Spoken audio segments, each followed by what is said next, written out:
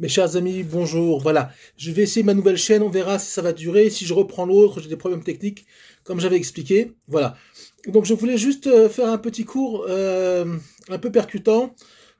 Torah sans lettres, mais vous verrez que on va bien rigoler. Oui, est-ce que il faut se poser des questions vu comment dire, le tsunami mondial d'antisémitisme qui est en train de se dérouler partout dans le monde, contre Israël, mais pas contre Israël, beaucoup aussi contre les Juifs, de façon générale. Donc rien de nouveau sous le soleil, hein, c'est pas, il y a rien de nouveau, ça a plusieurs milliers d'années. Et on pourrait se poser une question, à savoir, est-ce que finalement la vérité intéresse quelqu'un? Eh bien la réponse, elle est non. Absolument pas. Elle n'intéresse que des gens honnêtes, mais il n'y en a pas beaucoup dans ce monde-là. D'accord? La vérité n'intéresse, je veux presque dire, personne.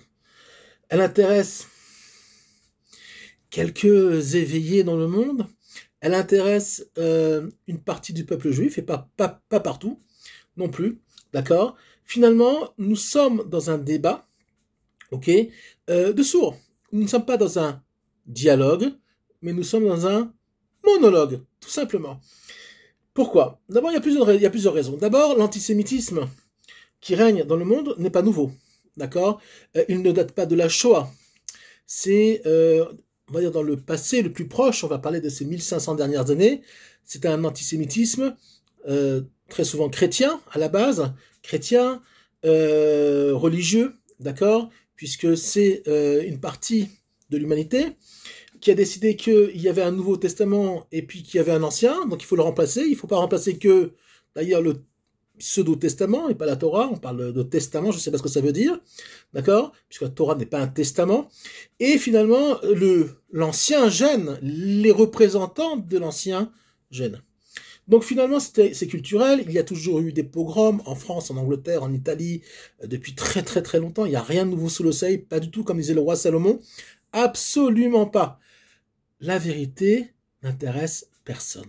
Tout simplement parce qu'il faut supprimer un peuple sur cette terre. Et c'est pas de la paranoïa. C'est pas de la paranoïa, c'est de l'histoire. On peut appeler ça de l'histoire spirituelle, si on peut décrire ça comme ça. Il faut détruire un peuple. C'est pas le peuple élu. Non, le peuple juif n'est pas le peuple élu. Le peuple juif est le peuple témoin. Il est aussi, si on peut dire comme ça, le peuple, on dit en hébreu madatrom, température.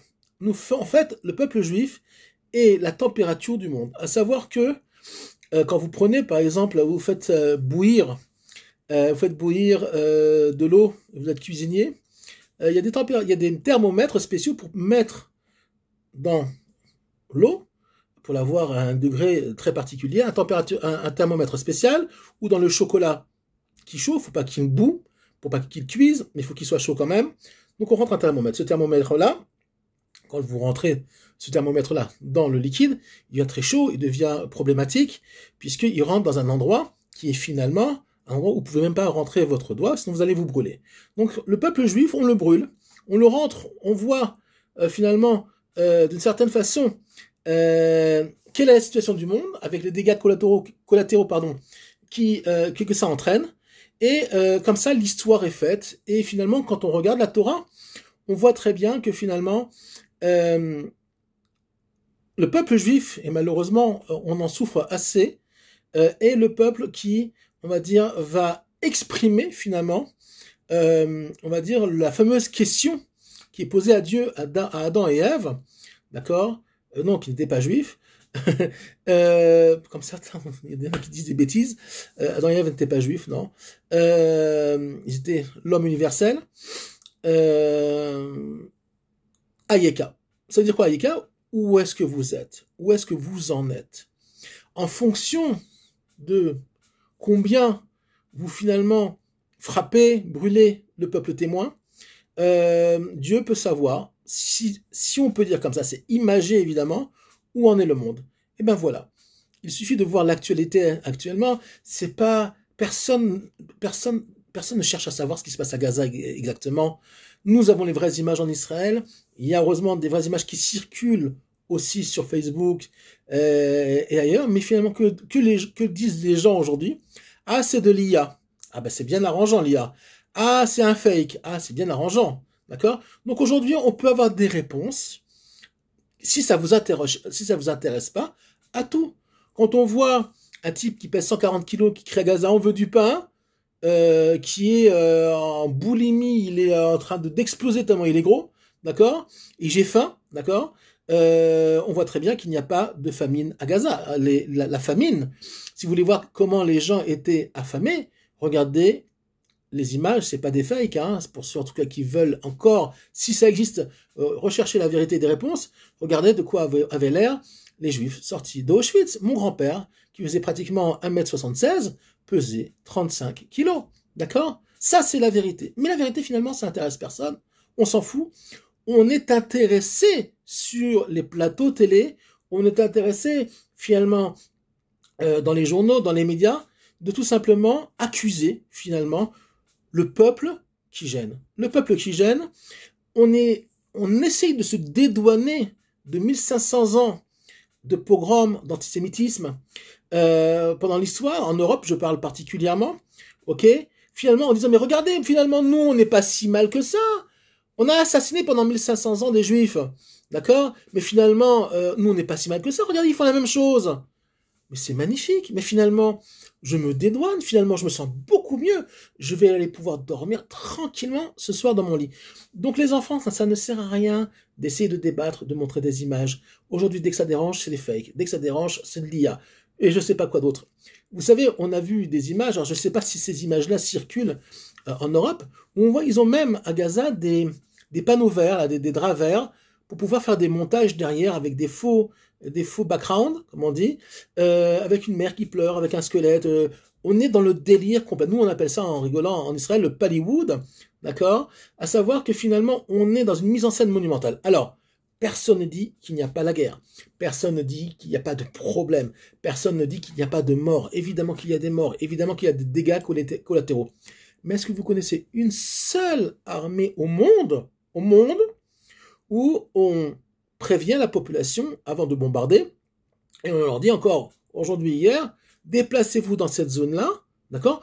Parce que on ne veut pas frapper, faire de dégâts sur la population locale, bien que la population locale nous soit extrêmement, on va dire de façon générale, ennemie, d'accord? Leur rêve, et ils l'ont crié, et c'est pour ça qu'ils ont voté le Hamas à l'époque, leur rêve était quand même de jeter tous les Juifs à la mer. Mais ça, bon, allez, on est large, d'accord? Mais est-ce que c'est dit ça dans les journaux en Europe? D'après ce que je sais, non, on ne le dit pas.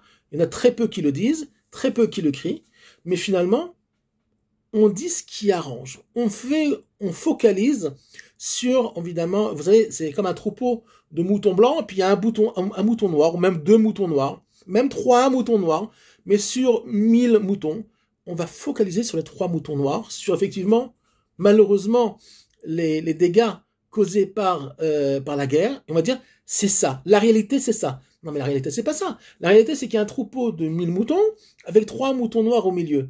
Non, la réalité, c'est que les 3 moutons noirs.